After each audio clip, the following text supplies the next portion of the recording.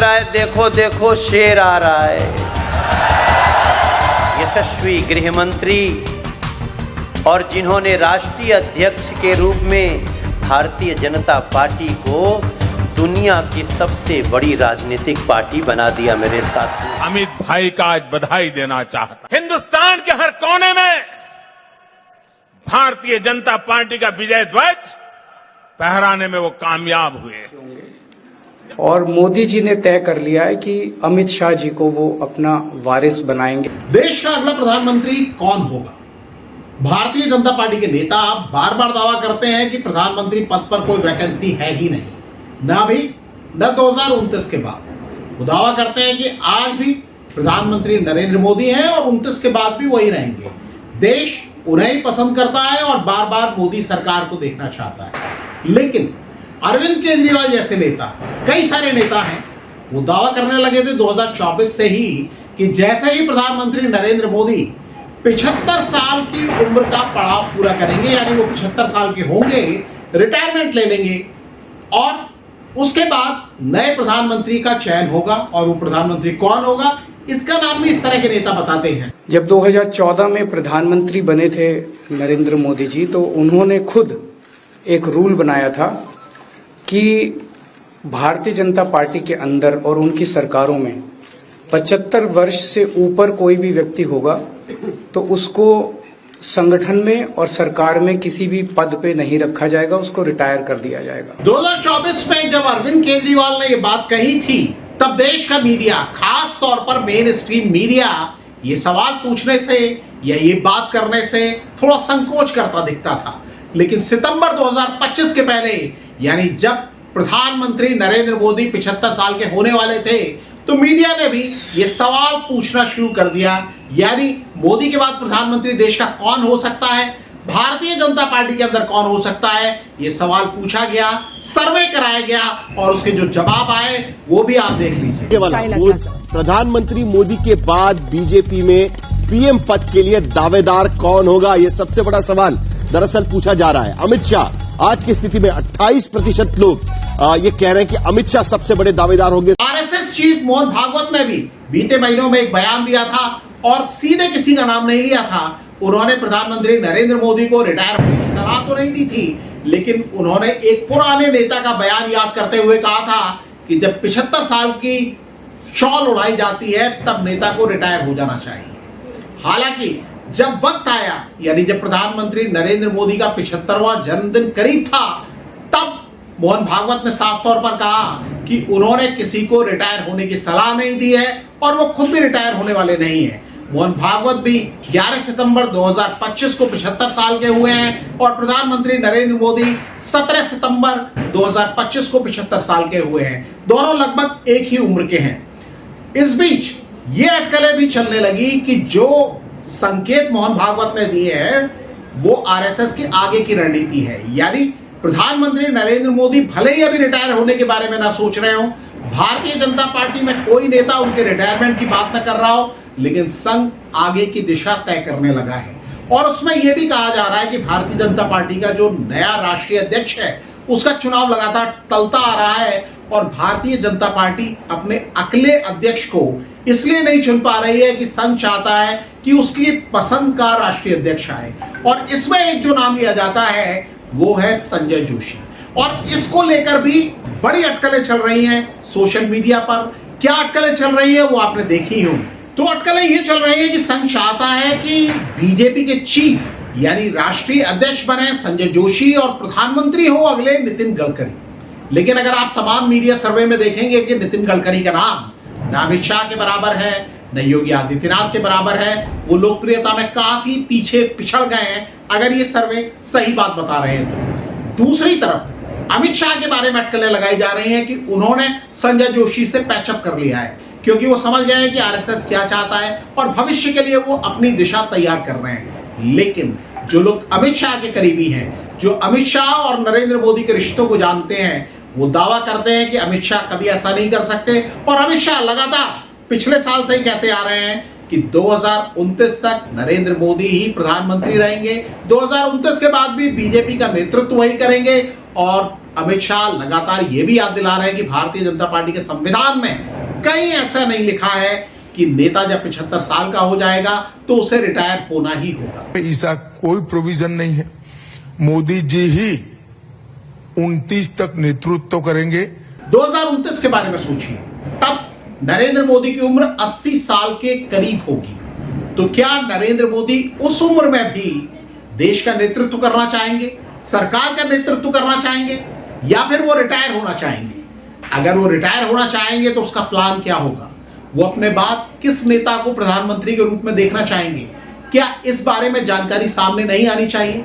क्या नरेंद्र मोदी ने प्लान बना लिया है? प्लान बना लिया है तो वो नेता कौन है, उसके बारे में देश को जानने का हक है, भारतीय जनता पार्टी को जानने का हक है, आरएसएस को जानने का हक है या नहीं है? अगर हक है तो इसे बताएगा कौन? अगर नरेंद्र मोदी खुद बताते हैं तो आगे का रोड मैप भी क्लियर हो सकता है, प्लान सामने आ सकता है, जो अटकलों के दौर चल रहे हैं उन पर रोक लगाई जा सकती है। प्रधानमंत्री नरेंद्र मोदी के पास 2014 में भी अपना उत्तराधिकारी चुनने का मौका था। तब वो गुजरात के मुख्यमंत्री थे और मुख्यमंत्री पद छोड़कर प्रधानमंत्री बनने के लिए दिल्ली आ रहे थे। तब उन्होंने गुजरात में अपना उत्तराधिकारी चुना आनंदीबेन को, और जब आनंदीबेन हटी, 9 साल पुरानी रिपोर्ट्स आप देख सकते हैं, ये रिपोर्ट मैं भी आपको दिखा देता हूं कि जब आनंदीबेन हटी उस समय भी अमित शाह चाहते थे कि वो गुजरात के मुख्यमंत्री बने। कम से कम मीडिया रिपोर्टों में ऐसा दावा किया गया, लेकिन तब चुने गए विजय रूपाणी। यानी दोनों ही मौकों पर, जब आनंदीबेन को चुना गया और जब विजय रूपाणी को चुना गया, तब अमित शाह बनना चाहते थे गुजरात के मुख्यमंत्री, क्योंकि वो गुजरात में अपनी चमक धमक दिखाना चाहते थे।